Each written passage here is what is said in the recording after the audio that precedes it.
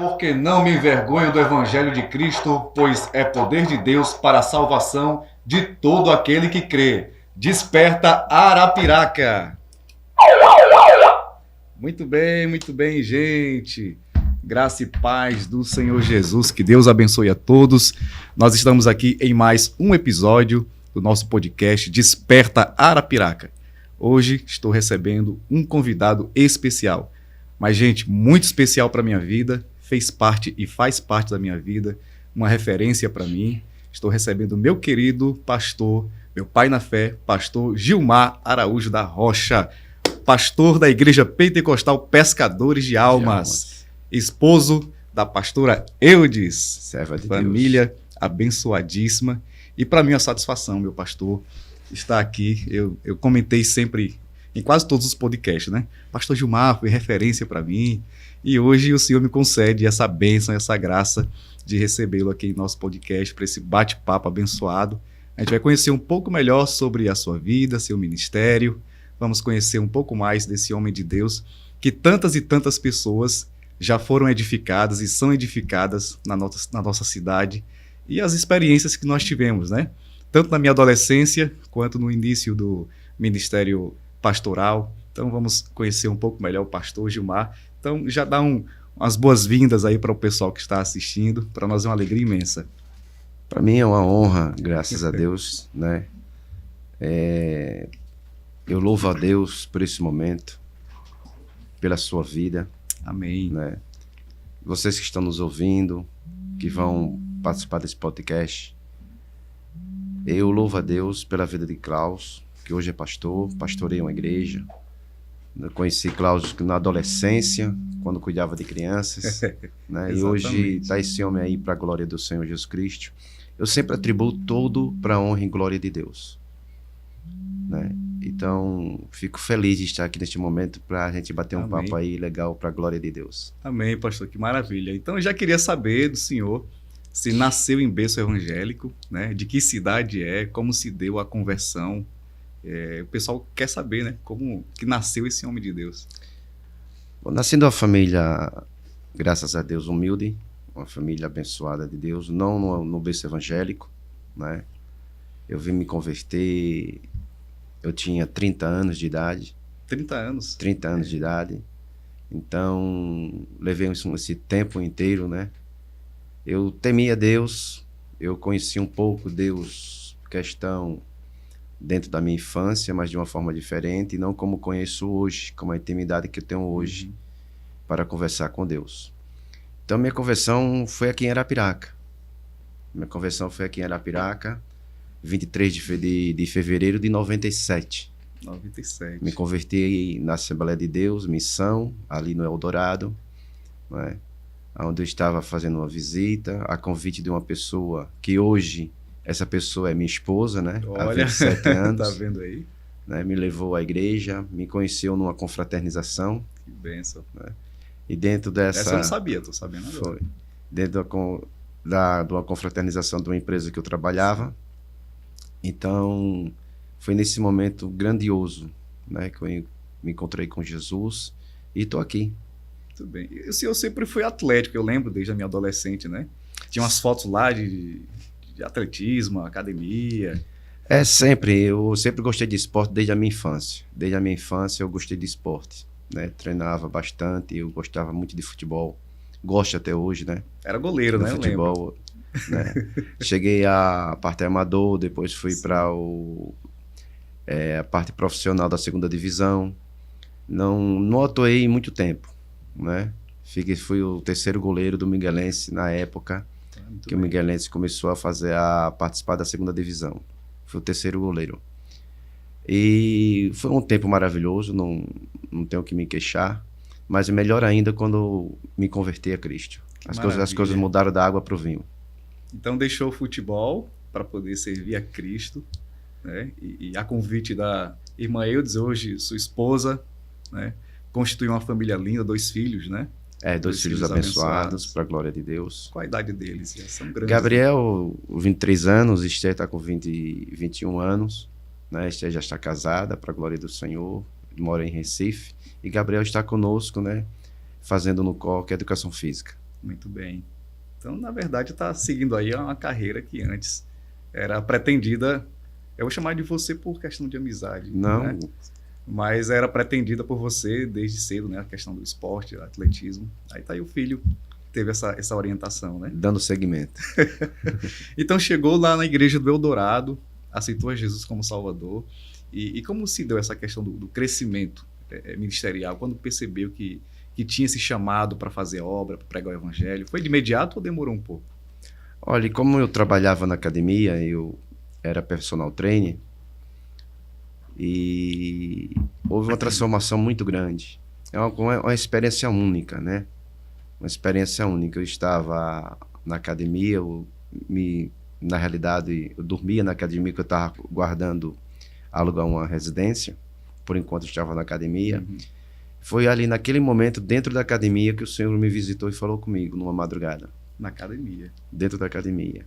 E estaria justamente me tirando nessa área de personal training e me colocando no ministério. E ali, naquele momento, eu ouvi a voz do Senhor, né?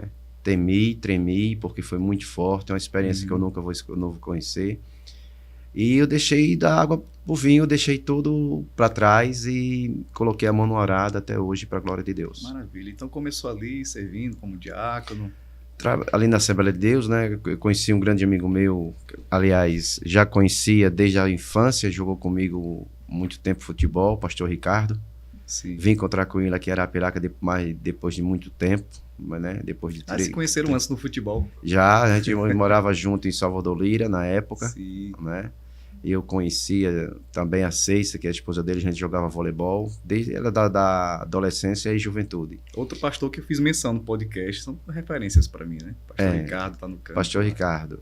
Então, vim encontrar com ele aqui em Arapiraca. Ele foi uma das pessoas que me deu o maior apoio, né?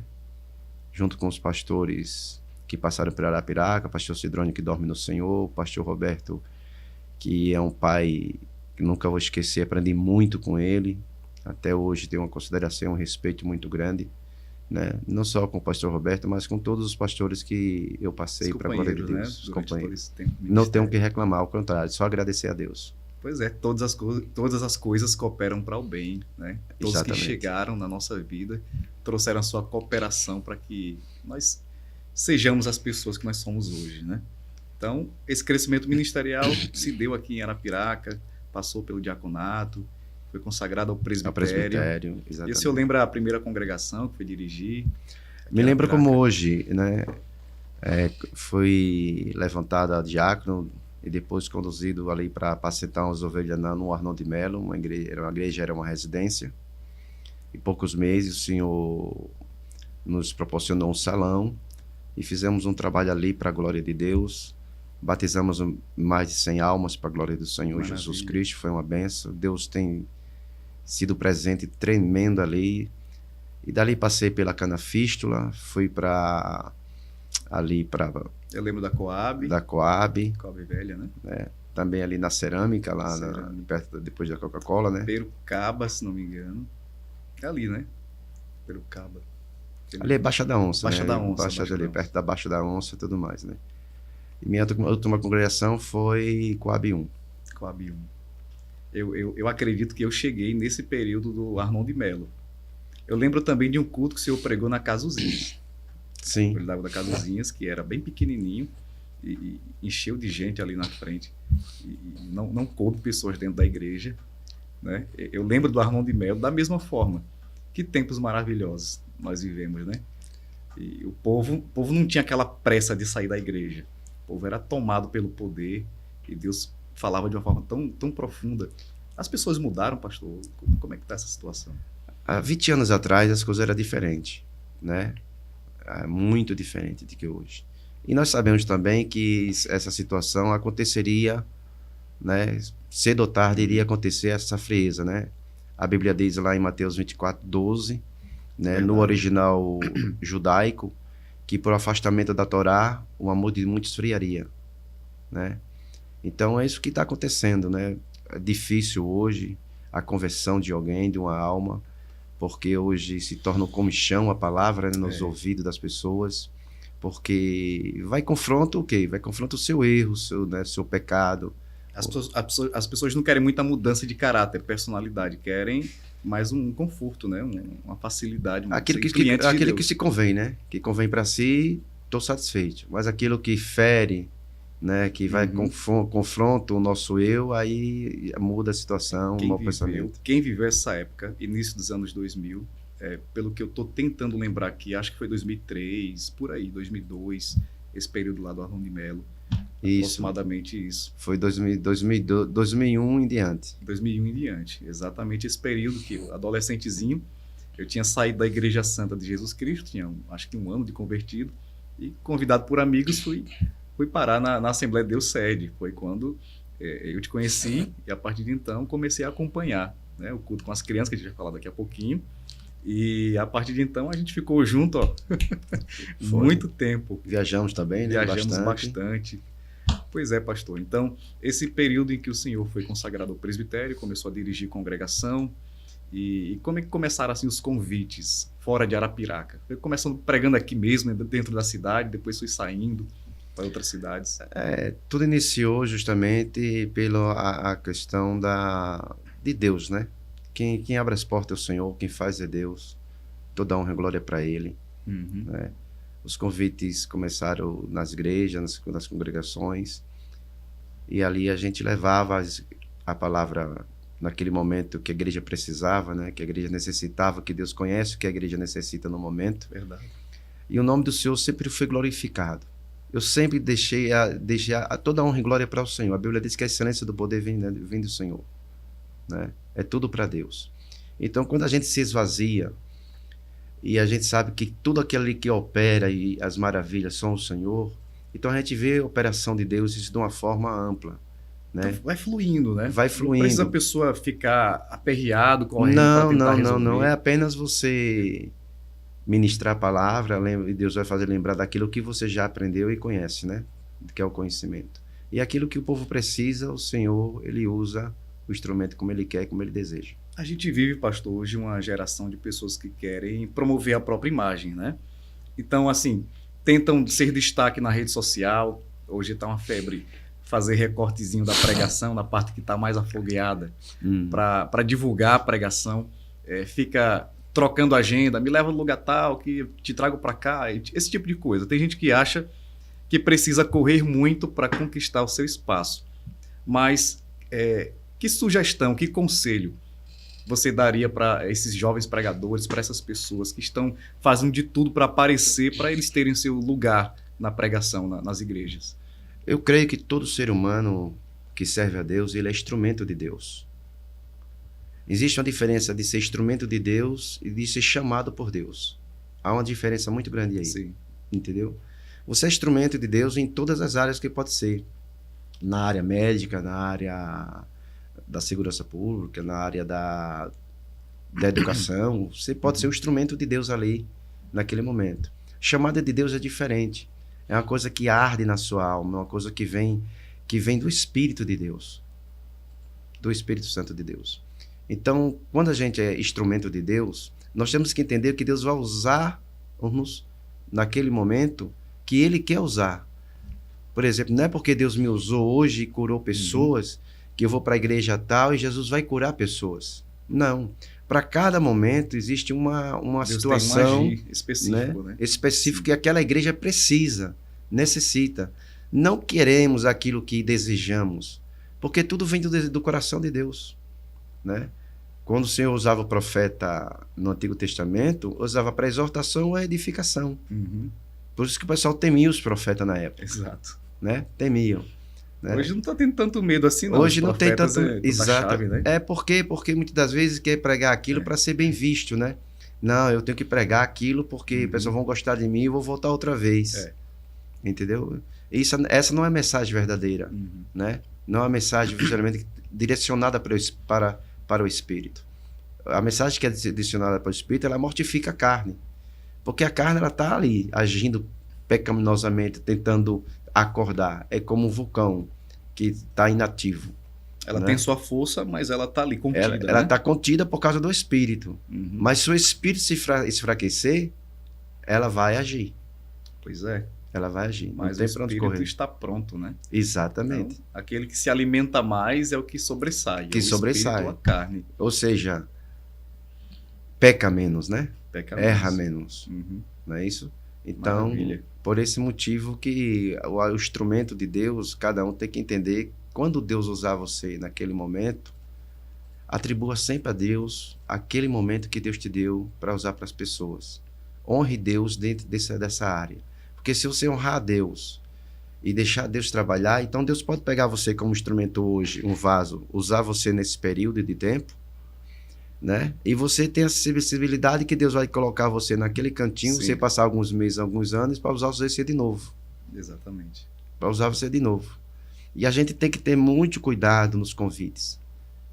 Nós temos que estar sempre olhando, pedindo ao Senhor, Senhor, fui convidado, mas o Senhor direciona o que o Senhor tem para aquela igreja. Exatamente. O que é que o Senhor quer naquela igreja? O que é que o Senhor tratar naquela Não igreja? é só o que está preparado pelo homem, né? Não. Aquilo que é mecânico. Tem Exatamente. que ter sensibilidade. Hoje você hoje você vê o quê? A pessoa pega uma mensagem, tira daqui, Requentada, cola aqui, requentada, vai colocar no micro-ondas. Micro-ondas. Pega lá o que viu na internet e joga. Né? Tem gente que prega só pelo hábito, né? Aí prega muito sobre emocionalismo, né? Isso Verdade. trabalha muito em cima disso aí. Então aí a gente tem que apenas ministrar o que Deus manda aí e pregar aí. Então, se nós somos instrumentos, é como um tocador de violão vai pegar o violão, ele que vai escolher a nota que ele vai pegar e a música que ele vai tocar. Sim, Não é o violão que vai dizer, hoje eu quero isso, hoje eu quero aquilo, né? Se o exatamente. violão é instrumento, há quem toque um instrumento. Quem toca o instrumento não é Deus? Nós não Exato. somos instrumentos de Deus, então Deus usa da forma que ele quer. Pastor, tem uma obra muito interessante, que é o que a gente vai falar agora, que é o culto infantil, né? Lá na sede. Que para mim foi um destaque muito grande, né? Eu iniciei na minha fé ali, querendo pregar, desejando fazer obra, aprendendo o que é ser um crente e o que é ser um assembleiano, porque ali eu tive a minha formação assembleiana, mais no culto infantil do que no culto mesmo lá embaixo, com o geral, né? Público geral. Então, esse culto, com toda certeza, que acontecia toda quarta-feira, foi importante para muita gente, Porque quando se fala em culto infantil, a gente pensa naquelas musiquinhas, né? Do pintinho, amarelinho, do cachorrinho, não sei o quê, da Arca de Noé e tal, com os bichinhos. Mas quando eu subi lá, o negócio não era bem assim. E tinham várias crianças, mas não funcionava com essas musiquinhas, né? Então, assim, o que foi o culto infantil para você, quando recebeu o convite para participar? Como foi que entendeu esse momento? Bom, toda quarta-feira tem o culto de doutrina, né? Sim. O culto da igreja de doutrina. E as crianças subiam para uma sala à parte lá na igreja para ser trabalhadas, né? Ser trabalhadas. E ali naquele momento não controlava as crianças, né? Descia criança, subia criança. E um certo dia o pastor, pela graça de Deus, me convidou, perguntou se eu queria, eu disse, eu desejo, eu gosto muito de criança. E ali eu convidei minha esposa e nós começamos a fazer um trabalho, né? Uma dinâmica. E nessa dinâmica trazendo a criança para ensinar a verdadeira adoração. A verdadeira, porque a chave de uma criança de se desenvolver em Deus, ela aprende inicialmente a orar. Uhum. E é isso que as crianças não tinham, esse ponto de partida. Né? Olha, vocês, antes da atividade, vocês vão aprender a orar. E ali a gente começamos a ensinar as crianças a orar e fazer o cultinho. O cultinho mais ou menos de 15, 20 minutos, não cansativo, mas aquilo ali foi estendendo por 20, tomando proporção para 30 minutos. E de repente eu estava em casa, ali orando pelas crianças. Nós começamos na época por 20, 25 crianças. Chegamos a ter 60 crianças. Gente, vocês não imaginam o tanto de gente que tinha nesse culto de criança. Inclusive, eu acho que a metade passou a ser de adultos, viu? É verdade, porque naquele momento eu conversei com o pastor Roberto, disse, pastor, me dê autorização para que eu levante obreiros mirins. Aí eu expliquei para ele o que Deus queria, ele me deu toda a autonomia, graças a Deus. E ali a gente consagrou ali obreiros mirins. E eles faziam questão de pedir ao pai paletó, gravata, isso aí tudo. E eles faziam sermões deles, sermões. E ali se tornou um culto de crianças que foi notório, né? Tanto na nave da igreja embaixo, né? O pessoal perguntava o que estava acontecendo. O que está acontecendo lá em foram cima? Mais de 30 crianças batizadas no Espírito Santo. Inclusive eu, viu? Né? Adolescentezinho, né? Mais de 30 crianças, e você fez parte disso, né? Segunda geração dos fez parte disso, e quando chegava na hora do culto, você via 30, 40, 50 crianças, tudo de joelho, chorando e orando ao Senhor. Meu Deus. Aquilo ali é gratificante, porque a gente trouxe... É raríssimo de ver isso hoje. Né? A gente trouxe essa essência de buscar a presença de Deus. As pessoas deixaram de buscar a presença de Deus para buscar os seus interesses. E isso tem prejudicado muito o crescimento da igreja. Nesse tempo não tinha celular, era tinha culto, celular, não era o culto. Né? As crianças lá aprendiam a dirigir o culto, cantar hino da harpa, ler um versículo, trazer uma saudação. Quando eu cheguei, pastor Gilmar, lá, que eu fui convidado para ir para a Assembleia, justamente nesse período, né? Que eu subi, vamos para o culto das crianças. Quando eu cheguei lá, fiquei sentadinho, aí Deus me impactou. Eu não era batizado com o Espírito Santo. Eu olhava para um lado, olhava para o outro e via. Eu saí da Igreja Santa, lá não tinha essa doutrina. E quando eu vi as crianças cheias do poder de Deus, falando línguas estranhas, você ministrando, dirigindo, e eu ficava, meu Deus, eu quero isso para mim. E eu olhava para um lado, olhava para o outro e disse, Jesus, eu quero ser batizado. Aí eu até brinco, às vezes na igreja eu falo, eu fui batizado no Espírito Santo imitando. Eu não sei quando eu fui, eu sei que eu parei da imitação e entrei no original. Não sei quando, mas eu senti a graça de Deus na minha vida. E eu ficava só observando, dizendo, Jesus, faz aquele homem olhar para mim e perceber que eu quero, para me chamar para ser obreiro também. Eu ficava assim na minha mente. Porque ele chamou um outro e eu ficava ali. Obviamente eu não ia chegar, pastor, eu quero ser obreiro. Eu ficava só na expectativa de você olhar para mim e dizer, esse rapaz aí está interessado, ele quer. E aconteceu realmente isso. Jesus me batizou com o Espírito Santo e um certo dia você me chamou quando terminou o culto e disse, rapazinho, fala com sua mãe aí para você arrumar uma gravata, uma camisa social e vem o próximo culto que eu quero apresentar você como obreiro mirim. Esse dia para mim foi o melhor dia da minha vida. Eu fui para casa chorando. Mãe, você é obreiro mirim. Me lembro desse dia. Eu fui na rua no outro dia, a gente ficou a manhã inteira procurando gravata, uma camisa, né, para chegar bonitinho lá para ser apresentado. A partir de então, fiz parte, junto aí do Edson, Claudinei, né, outros varões aí.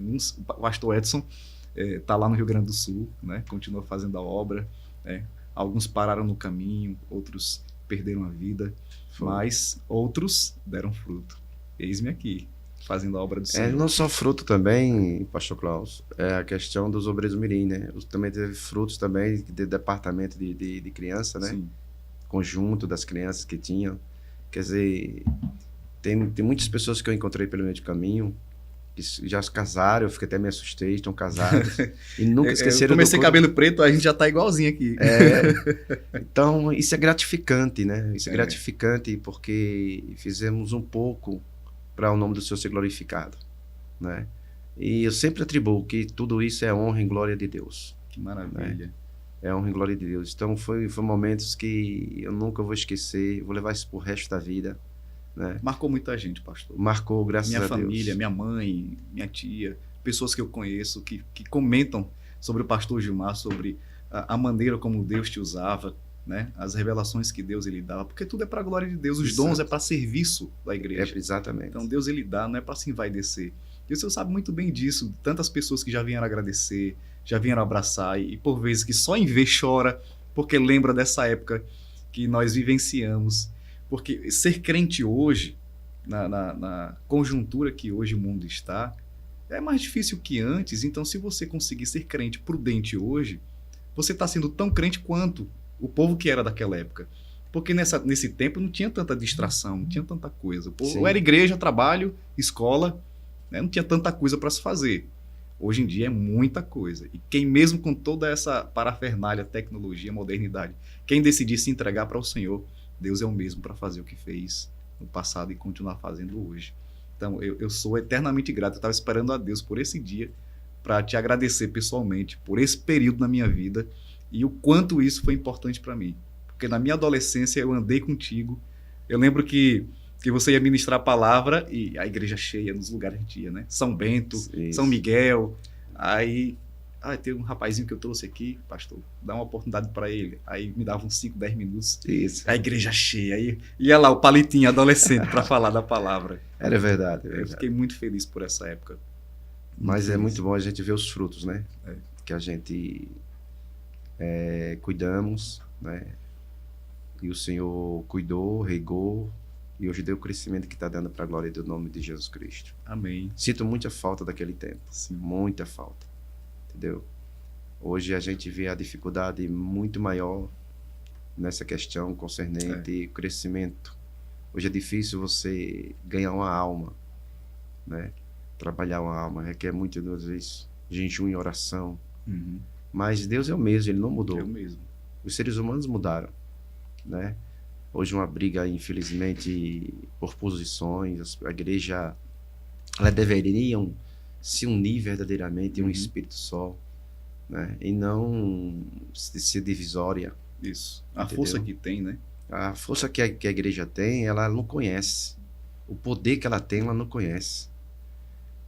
Nós temos um poder sobrenatural que o ser humano não conhece, não enxerga. Não é poder de vencer uma conquista de um carro, uma conquista de um emprego, uma conquista de um bem maior, não. Mas é conquista espiritual. É o dom espirituais que as pessoas deixaram de buscar os dons espirituais. Dom de revelação, dom de discernimento, o dom de cura. Dom de cura. Você vai hoje para o hospital, eu estive orando para um paciente na UTI, e ali ele chorava, ele mesmo entubado, a lágrima caía do lado do rosto, o corredor super lotado. Nós precisamos nos encher do poder de Deus para trazer cura para aquelas pessoas espirituais. Porque tem muita gente... Não é só pregação de palavra, não é né? só pregação de palavra, não. É o poder. Uhum. Ele nos deu esse poder. Jesus falou isso em João 17. O poder que tu me deste, eu passei para eles. É isso que a essência, a igreja, ela deixou, ela se afastou dessa essência. Porque cada dia mais se torna difícil a sobrevivência. E vai se tornar mais difícil. Mas se nós não tivermos uma vida espiritual de comunhão com o Senhor, a igreja ela vai morrer pelo caminho. Ela vai desfalecer pelo caminho. Por mais que a gente queira brigar para fazer uma mudança nesse mundo, para ver se conseguimos mudar, não vamos mudar. Mas temos que mudar o quê? O caráter. Exato. A postura do cristão. Ele voltar a ser até a vida que eles tinham antes. Entendeu? De busca, né? De oração. Mas isso é uma coisa que é de cada um. Isso é um desejo de cada um. É esse desejo que está justamente esfriando no meio do caminho. Né? Imagino. Hoje o pessoal está buscando o quê? Uma igreja que prega aquilo que massageia o seu ego. Adeque às suas necessidades. Adeque às suas necessidades, suas conveniências, entendeu? Então, infelizmente, nós vivemos uma situação como essa. Hoje, naquela época, o povo tem o prazer. Não vejo a hora de estar no culto, não vejo a hora de chegar naquele momento. Até nas ruas os crentes se empilhavam. Círculo de oração, assim, não vejo a hora de estar ali. Não tinha hora de se levantar, chorando nos pés de Jesus Cristo. Não tinha Uber. Não tinha Uber. Não tinha Uber, não tinha WhatsApp. Não tinha nada de andava a pé com o menino no colo. Né? Quantas gente andou a pé? Andamos a pé. Então, o prazer de estar lá. Verdade. Hoje você escolhe o dia de ir para o culto. Não vou hoje. Não estou com vontade de hoje. Se tiver 2 programações, 2 dias seguidos, aí escolhe, né? Aí escolhe. Não, já fui na quinta, não vou na sexta. Não vou na sexta. Infelizmente, é uma realidade que nós estamos vivenciando. Vamos esperar pelo avivamento do Senhor, né? É o que nós agora pessoas precisamos. Pastor, vamos falar um pouquinho sobre o ministério Igreja Pentecostal Pescadores de Almas. Como surgiu esse chamado, essa vocação para plantar a Igreja Pescadores de Almas, né? Vamos agora para quantos anos? 11 anos. 11 anos. Eu tenho o privilégio de participar agora a 4ª vez seguida, né? 4ª vez. 4ª em nome vez. de Jesus. E como iniciou esse ministério, a plantação dele? Pastor Cláudio, é o seguinte, faz 11 anos, fez agora ontem, dia 30 de setembro. Maravilha. Né? Foi o período que a gente está fazendo, aniversariamos ontem. E foi uma coisa interessante, né? Eu vou resumir porque eu acho que a gente tem que lembrar das coisas boas. Exatamente. Entendeu? Paulo fala sempre sobre isso. Ele retém as coisas que edificam, que tem proveito, né? Então, eu relutei muito com Deus sobre isso. Eu relutei muito com o Senhor. Profecia, existia muitas que vinham. Mas eu aprendi que a profecia ela tem que ser examinada. Uhum. Né? Examinar as profecias. Não o profeta, mas as profecias, né? E ali, para saber se ela vem de Deus. E eu orava ao Senhor no meu espírito, eu conversava com o Senhor e dizia, Senhor, me direcione. Me direcione.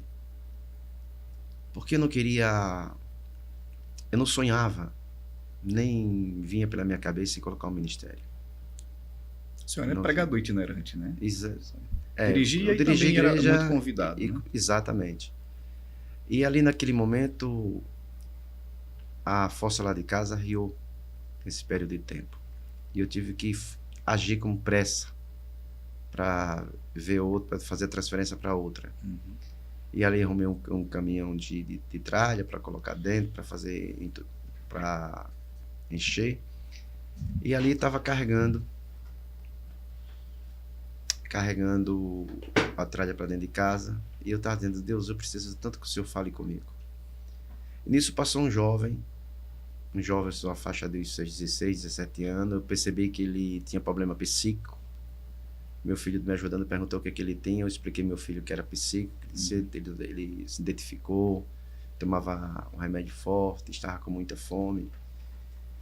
E eu disse, olha, eu não tenho no momento nada para te oferecer. Mas me lembrei que eu estava com R$4 no bolso. R$4 no bolso. E aquele momento ali, ele disse, olha, eu tenho os R$4, mas não compre coisas, compre alguma coisa. Uhum. E ele pegou, foi, ele disse assim, não, senhor, eu sou dependente de remédio. Não se preocupe não que eu não vou.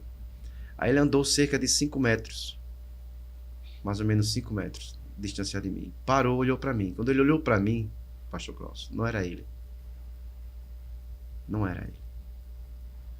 E ali no momento ele disse, assim diz o Senhor. Oh. É a primeira identificação que eu vejo um homem que é usado, que ele diz, assim diz o Senhor. Falasse agora há pouco que eu queria falar contigo. Eu tinha acabado de falar que queria Deus falasse comigo hoje. Resolvendo o problema ali da fossa, né? É. E aquele momento ali ele citou a palavra e disse, Deus te prepara um rebanho. E não vai te faltar nada. Mas mesmo assim, naquela profecia, eu nunca vi esse rapaz. Nunca mais ouvi. Nunca mais. Mas mesmo assim eu fiquei quieto. Não disse nada à minha esposa. Não comentei nada. Deixei o Senhor trabalhar. Porque o mesmo Deus que fala com você, Ele fala também com o seu cônjuge. Uhum. Não é? E naquele momento eu passei 3 meses ainda orando ao Senhor. Até um dia recebi um convite para viajar para uma cidade, lá em Pernambuco, Joaquinambuco, na cidade de... Eu me lembro muito bem a cidade que eu estive lá, mas foi em Pernambuco. Foi em Pernambuco mesmo. Uhum. E ali eu fui ministrar. E a minha esposa achou desse... Eu vou com você, do Glória. Deixar os meninos com nossas cunhadas, com a minha cunhadas. E a gente foi para Recife. Foi naquele momento que Deus falou com a minha esposa. Sem eu falar absolutamente nada. A mesma coisa que aquele rapaz falou para mim, falou para ela. Falou para ela.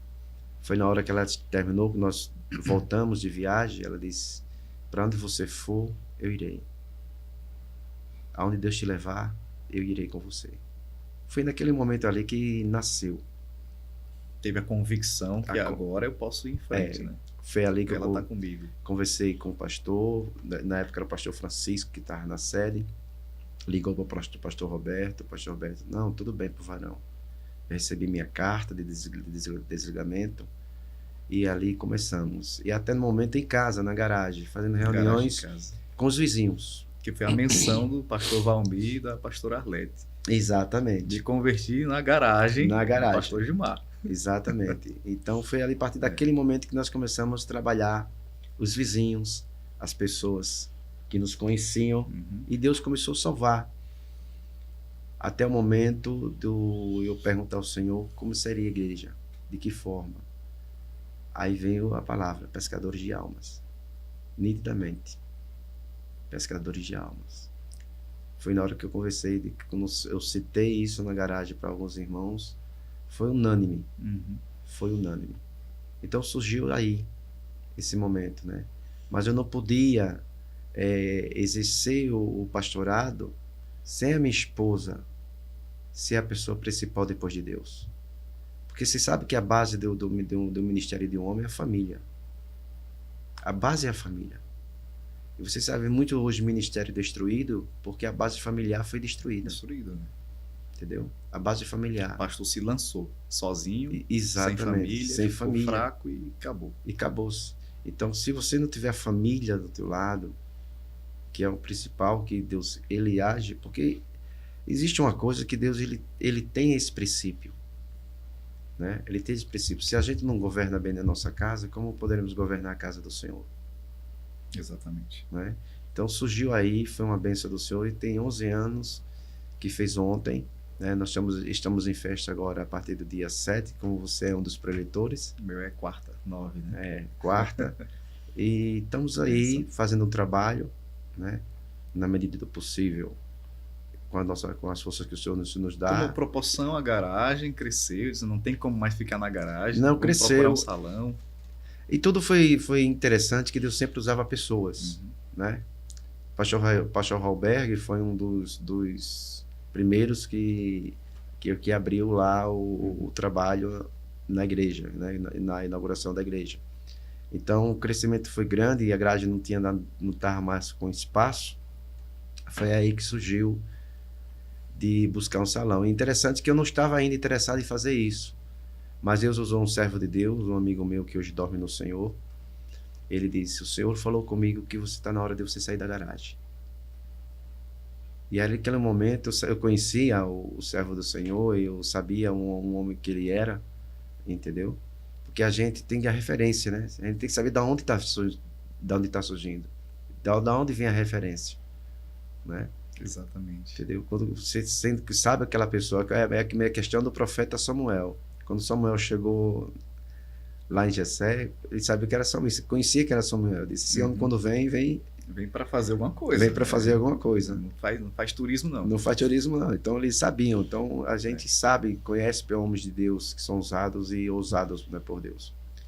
E ali naquele momento a gente foi procurar o salão.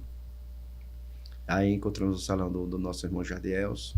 Conversamos com ele lá do lado do Master, né? Perto do Master. Do lado do Master, né? Exato. E ali foi primeiro templo, né, que nós alugamos.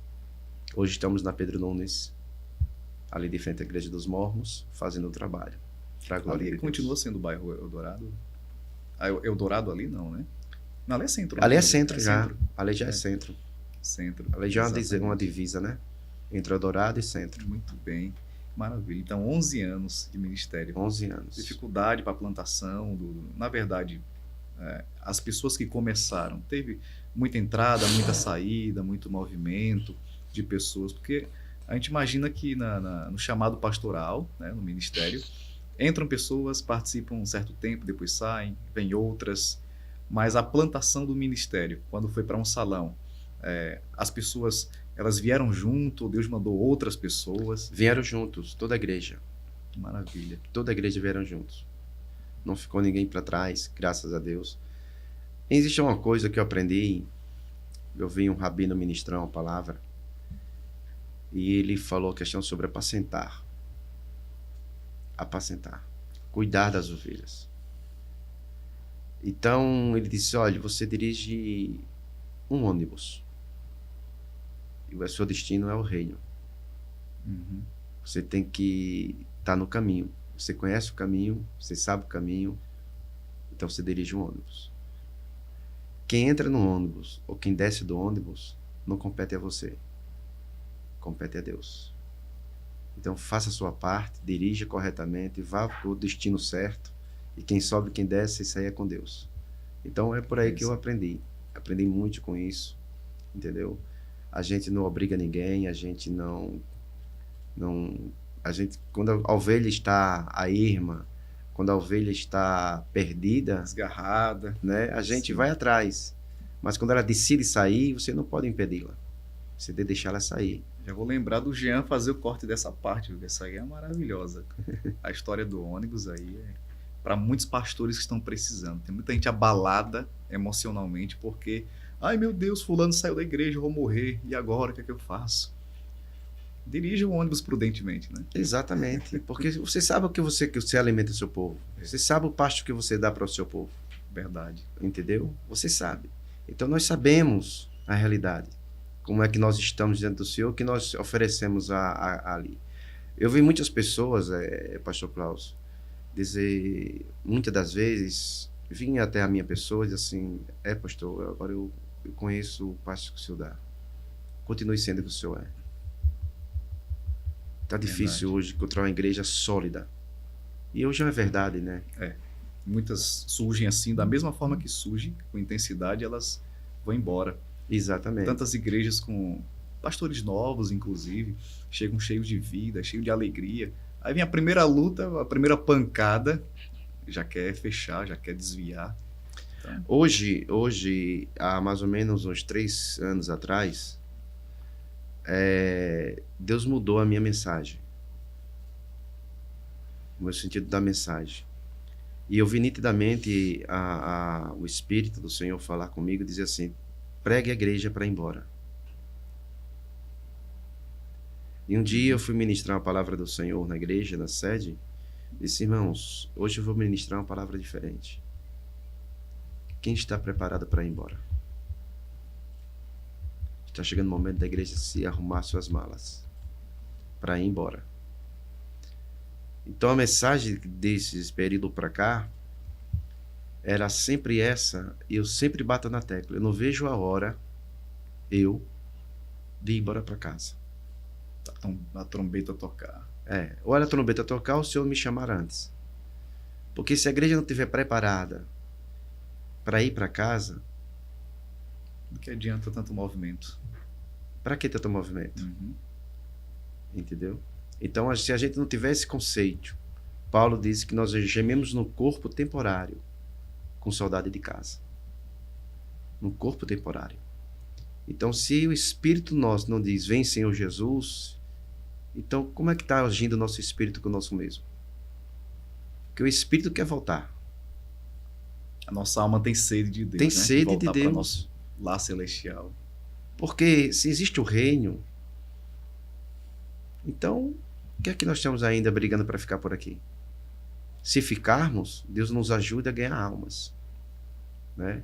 A tirar o mais almas possível do inferno, que esse é o nosso objetivo, né? É de ver uma alma convertida. Esse é o desejo do pastor, de ver uma alma, não importa para onde ela vá, porque ele não ganha aquela alma para ele ganha para Deus. Jesus nos chamou, não foi para ganhar membros, para fazer discípulos, né? Foi para fazer discípulos, não importa onde ele vá, qual caminho, entendeu? Não importa que ele esteja firme com o Senhor. O bom é que permaneça conosco, mas se tiver escolha de ir para outro lugar.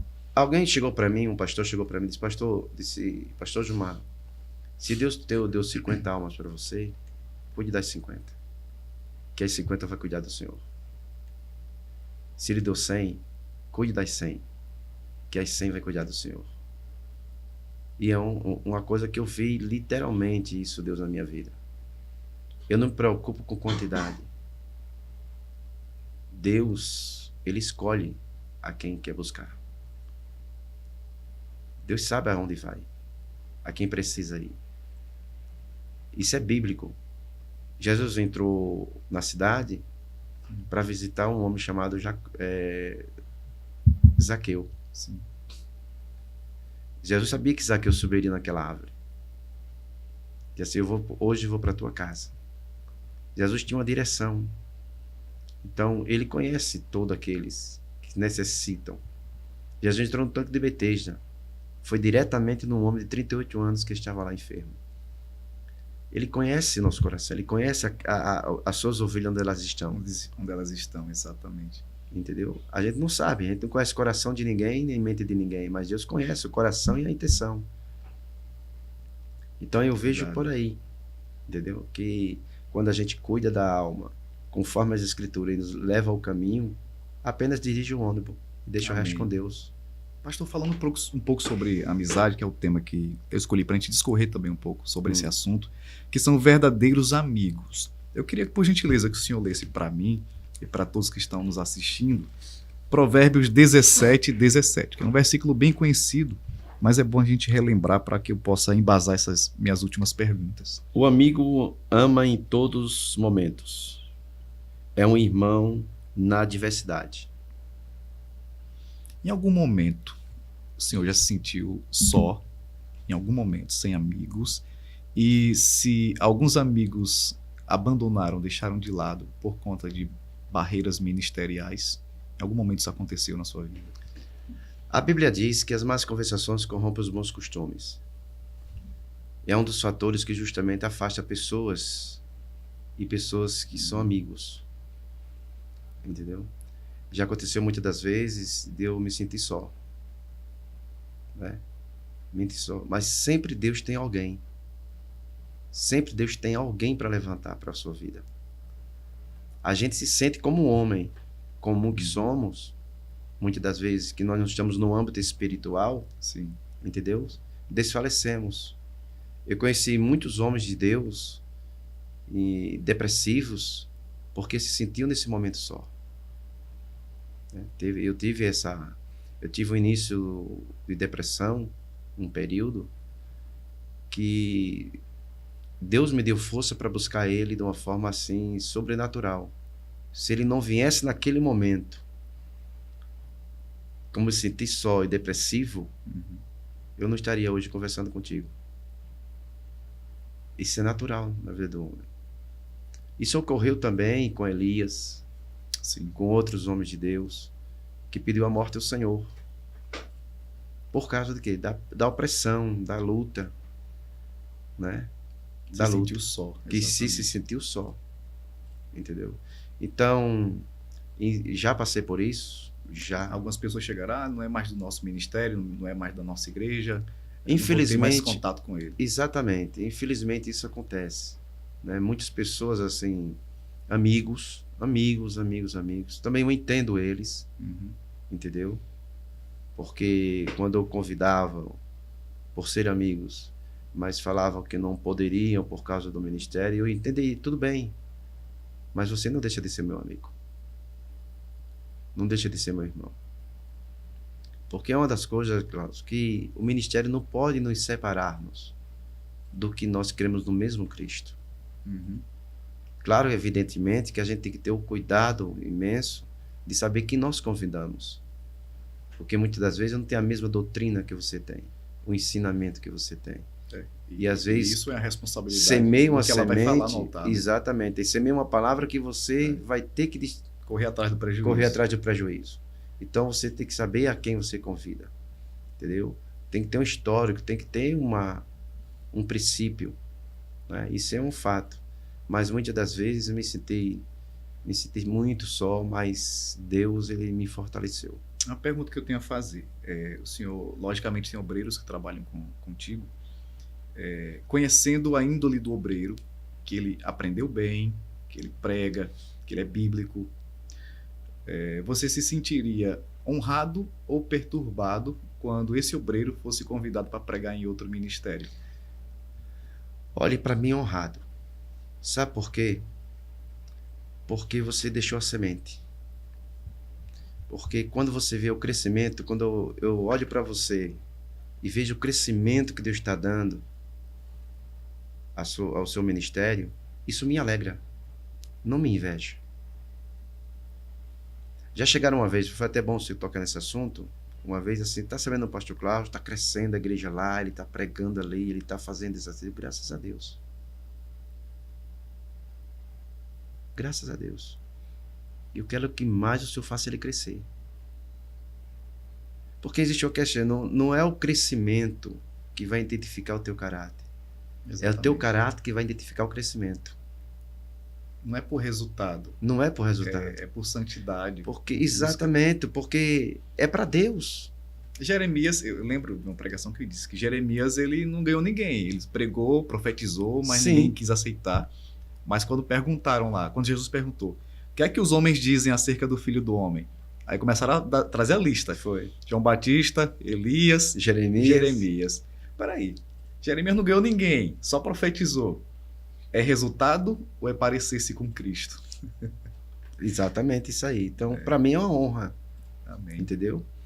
De eu ver um obreiro hoje estar ali dando oportunidade para ensinar ou para ministrar uma palavra e ali o Senhor faz algo sobrenatural na vida dele. Para mim é uma honra muito grande, ao contrário. Né? Se ele aprendeu bem, né? Ele vai, entrega o que ele aprendeu de bom, entrega o que é de Deus e volta pro seu lugar. Exatamente. O que é que eu falo muito para o obreiro? Eu falo para ele, ó, seja sincero, reto e temente a Deus. Ponto. O que vai justificar você é o Senhor. Amém. Que eu acho que essa é a primordial na vida de um obreiro. Eles ter respeito aos vossos pastores, entendeu? Porque quando se procura, a Bíblia diz, né, que se você honra seu pai e sua mãe, você será honrado também, né? Exato. Da mesma forma os pastores. Da mesma forma os pastores, né? Porque ele cuida da vossa alma, como diz a palavra. Os pastores, sujeitai-vos a ele, porque eles velam pela vossa alma. Pela vossa alma. Então, tem muita gente aí que não tem lugar fixo, né? Não, porque nunca se converteu. A verdade é essa. Nunca se converteu. Nunca.